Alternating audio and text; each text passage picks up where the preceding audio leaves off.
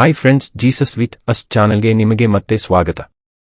ದಯವಿಟ್ಟು ವಿಡಿಯೋವನ್ನು ಸ್ಕಿಪ್ ಮಾಡದೆ ಪೂರ್ತಿ ನೋಡಿ ದೇವರ ವಾಕ್ಯವನ್ನು ಸಂಪೂರ್ಣ ತಿಳಿಯುವಿರಿ. ನೀವು ಫಸ್ಟ್ ಟೈಮ್ ನಮ್ಮ ಚಾನೆಲ್ಗೆ ಬಂದಿದ್ದಾರೆ, ದಯವಿಟ್ಟು ಸಬ್ಸ್ಕ್ರೈಬ್ ಮಾಡಿ. ವಿಡಿಯೋವನ್ನು ಲೈಕ್ ಮಾಡಿ, ವಿಡಿಯೋವನ್ನು ನಿಮ್ಮ ಸ್ನೇಹಿತರಿಗೆ ಶೇರ್ ಮಾಡಿ.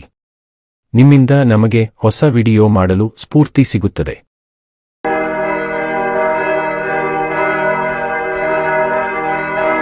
ಕೀರ್ತನೆಗಳು ಅಧ್ಯಾಯ 41. ಶತ್ರುಬಾಧಿತನ ಮೊರೆ. ಪ್ರಧಾನ ಗಾಯಕನ ಕೀರ್ತನ ಸಂಗ್ರಹದಿಂದ ತೆಗೆದದ್ದು. ದಾವೀದನ ಕೀರ್ತನೆ. ದಿಕ್ಕಿಲ್ಲದವನನ್ನು ಪರಾಂಬರಿಸುವವನು ಧನ್ಯನು. ಯೆಹೋವನು ಅವನನ್ನು ಆಪತ್ಕಾಲದಲ್ಲಿ ರಕ್ಷಿಸುವನು. ಯೆಹೋವನು ಅವನ ಪ್ರಾಣವನ್ನು ಕಾಪಾಡಿ ಉಳಿಸುವನು. ಅವನು ದೇಶದಲ್ಲಿ ಧನ್ಯನೆನಿಸಿಕೊಳ್ಳುವನು. ಯೆಹೋವನೇ, ಅವನನ್ನು ಶತ್ರುಗಳ ಅಧೀನಕ್ಕೆ ಕೊಡಬೇಡ. ಅವನು ಅಸ್ವಸ್ಥನಾಗಿ ಬಿದ್ದುಕೊಂಡಿರುವಾಗ ಯೆಹೋವನು ಅವನನ್ನು ಉದ್ಧರಿಸುವನು. ಅವನ ರೋಗವನ್ನೆಲ್ಲ ಪರಿಹರಿಸಿ ಆರೋಗ್ಯವನ್ನುಂಟು ಮಾಡಿದೆಯಲ್ಲ ಸ್ವಾಮಿ. ನಾನಂತೂ ಯೆಹೋವನೇ, ನಿನ್ನ ಆಜ್ಞೆಯನ್ನು ಮೀರಿ ಪಾಪ ಮಾಡಿದ್ದೇನೆ. ನನ್ನನ್ನು ಕರುಣಿಸಿ ಸ್ವಸ್ಥ ಮಾಡು ಅಂದೆನು. ನನ್ನ ಹಾನಿಯನ್ನು ಅಪೇಕ್ಷಿಸುವ ಶತ್ರುಗಳು, ಅವನು ಯಾವಾಗ ಸತ್ತಾನು, ಅವನ ಹೆಸರು ಯಾವಾಗ ಇಲ್ಲದೆ ಹೋದೀತು ಎಂದು ಹೇಳಿಕೊಳ್ಳುತ್ತಾರೆ. ಅವರಲ್ಲೊಬ್ಬನು ನನ್ನನ್ನು ನೋಡುವುದಕ್ಕೆ ಬಂದರೆ ಕಪಟದ ಮಾತುಗಳನ್ನಾಡುವನು. ಮನಸ್ಸಿನಲ್ಲಿ ಅಶುಭಗಳನ್ನು ಸಂಗ್ರಹಿಸಿಕೊಂಡು ಹೋಗಿ ಹೊರಗೆ ಪ್ರಕಟಿಸುತ್ತಾನೆ.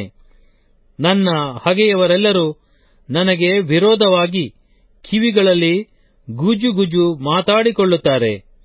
ನನಗೆ ಕೇಡನ್ನೇ ಕಲ್ಪಿಸುತ್ತಾರೆ. ಅವನನ್ನು ಅಸಾಧ್ಯ ರೋಗ ಹಿಡಿದದೆ ಅವನು ಹಾಸಿಗೆಯನ್ನು ಬಿಟ್ಟು ತಿರುಗಿ ಏಳುವುದೇ ಇಲ್ಲವೆಂದು ಹೇಳಿಕೊಳ್ಳುತ್ತಾರೆ. ನಾನು ಯಾವನನ್ನು ನಂಬಿದ್ದೆನೋ, ಯಾವನು ನನ್ನ ಮನೆಯಲ್ಲಿ ಅನ್ನಪಾನಗಳನ್ನು ತೆಗೆದುಕೊಂಡನೋ, ಅಂಥ ಆಪ್ತ ಸ್ನೇಹಿತನು ನನಗೆ ಕಾಲನ್ನು ಅಡ್ಡಗೊಟ್ಟಿದ್ದಾನೆ. ಯೆಹೋವನೇ, ನೀನಾದರೋ ಕರುಣಿಸಿ ನನ್ನನ್ನು ಏಳಮಾಡು. ಆಗ ನಾನು ಅವರಿಗೆ ಮೊಯ್ಯಿ ತೀರಿಸುವೆನು. ಶತ್ರುಗಳ ಜಯಧ್ವನಿ ಇಲ್ಲದ್ದರಿಂದಲೇ ನಿನ್ನ ಒಲುಮೆ ನನಗುಂಟೆಂದು ತಿಳಿದುಕೊಳ್ಳುವೆನು. ನಿರ್ದೋಷಿಯಾದ ನನ್ನನ್ನಾದರೋ ನೀನು ಉದ್ಧಾರ ಮಾಡಿ ನಿನ್ನ ಸನ್ನಿಧಿಯಲ್ಲಿ ಶಾಶ್ವತವಾಗಿ ನಿಲ್ಲಿಸುವಿ. ಇಸ್ರಾಯೇಲ್ಯರ ದೇವರಾದ ಯೆಹೋವನಿಗೆ ಯುಗ ಯುಗಾಂತರಗಳವರೆಗೂ ಕೊಂಡಾಟವಾಗಲಿ. Amen, amen. ಕೀರ್ತನೆಗಳು ಅಧ್ಯಾಯ 42. ದ್ವಿತೀಯ ಭಾಗವು. 42:72. ದೇಶಾಂತರದಲ್ಲಿರುವ ಭಕ್ತನು ದೇವದರ್ಶನಕ್ಕೆ ಕುತೂಹಲ ಪಡುವುದು.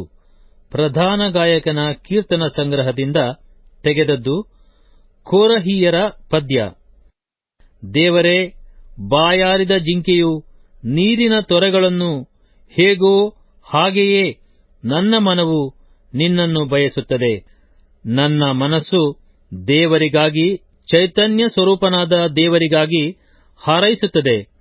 ನಾನು ಯಾವಾಗ ಹೋಗಿ ದೇವರ ಸನ್ನಿಧಿಯಲ್ಲಿ ಸೇರುವೆನೋ, ನಿನ್ನ ದೇವರು ಎಲ್ಲಿ ಎಂದು ಜನರು ಯಾವಾಗಲೂ ನನ್ನನ್ನು ಗೇಲಿ ಮಾಡುವುದರಿಂದ ಹಗಲಿರುಳು ನನಗೆ ಕಣ್ಣೀರೇ ಆಹಾರವಾಯಿತು. ನಾನು ಭಜನೋತ್ಸವದಲ್ಲಿ ಸೇರಿ ಜನಸಮೂಹದೊಡನೆ ಹರ್ಷಧ್ವನಿ ಮಾಡುತ್ತಾ ಸ್ತೋತ್ರ ಪದಗಳನ್ನು ಹಾಡುತ್ತಾ ದೇವಾಲಯಕ್ಕೆ ಹೋಗುತ್ತಿದ್ದುದನ್ನೇ ನೆನಪಿಗೆ ತಂದುಕೊಂಡು ನನ್ನೊಳಗೆ ನಾನೇ ಹಂಬಲಿಸುತ್ತಿರುವೆನು. ನನ್ನ ಮನವೇ, ನೀನು ಕುಗ್ಗಿ ಹೋಗಿರುವುದೇನು? ಹೀಗೆ ವ್ಯಥೆ ಪಡುವುದೇಕೆ? ದೇವರನ್ನು ನಿರೀಕ್ಷಿಸು.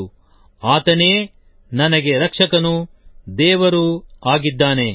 ನಾನು ಇನ್ನೂ ಆತನನ್ನು ಸ್ತುತಿಸುತ್ತಿರುವೆನು. ನನ್ನ ದೇವರೇ, ನನ್ನ ಪ್ರಾಣವು ಕುಗ್ಗಿ ಹೋಗಿದೆ. ಆದದರಿಂದ ಯೋರ್ದನ್ ಹೊಳೆಯ ದೇಶ, ಹೆರ್ಮೋನ್ ಪರ್ವತ, ಮಿಸಾರ್ ಬೆಟ್ಟ ಇವುಗಳಲ್ಲಿರುವವನಾಗಿ ನಿನ್ನನ್ನು ಸ್ಮರಿಸುತ್ತೇನೆ. ನಿನ್ನ ಜಲಪಾತಗಳಿಂದುಂಟಾಗುವ ಮಹಾಘೋಷವು ಒಂದು ಪ್ರವಾಹವು ಮತ್ತೊಂದು ಪ್ರವಾಹವನ್ನು ಕೂಗುತ್ತದೋ ಎಂಬಂತಿರುವುದು. ಹಾಗೆಯೇ ನೀನು ಅಲ್ಲಕಲ್ಲೋಲವಾದ ದುಃಖ ಪ್ರವಾಹದ ತೆರೆಗಳನ್ನು ನನ್ನ ತಲೆಯ ಮೇಲೆ ದಾಟಿಸಿದಿಯಲ್ಲ. ಯೆಹೋವನು ಹಗಲಿನಲ್ಲಿ ತನ್ನ ಪ್ರೀತಿಯನ್ನು ನನಗೆ ಅನುಗ್ರಹಿಸುವನು, ರಾತ್ರಿಯ ವೇಳೆಯಲ್ಲಿಯೂ ಆತನ ಕೀರ್ತನೆ ನನ್ನಲ್ಲಿರುವೆನು. ನಾನು ನನ್ನ ಶರಣನಿಗೆ, ದೇವರೇ, ಯಾಕೆ ನನ್ನನ್ನು ಮರೆತುಬಿಟ್ಟಿ? ನಾನು ಯಾಕೆ ಶತ್ರು ಬಾಧೆಯಿಂದ ದುಃಖಿಸುತ್ತಾ ವಿಕಾರಿಯಾಗಿ ಅಲೆಯಬೇಕು ಎಂದು ಮೊರೆಯಿಡುವೆನು. ನನ್ನ ವಿರೋಧಿಗಳು, ನಿನ್ನ ದೇವರು ಎಲ್ಲಿ ಎಂದು ಯಾವಾಗಲೂ ನನ್ನನ್ನು ಗೇಲಿ ಮಾಡುವುದರಿಂದ ನನ್ನ ಎಲುಬುಗಳೆಲ್ಲ ಮುರಿದ ಹಾಗಿವೆ. ನನ್ನ ಮನವೇ, ನೀನು ಕುಗ್ಗಿ ಹೋಗಿರುವುದೇನು? ಹೀಗೆ ವ್ಯಥೆಪಡುವುದೇಕೆ?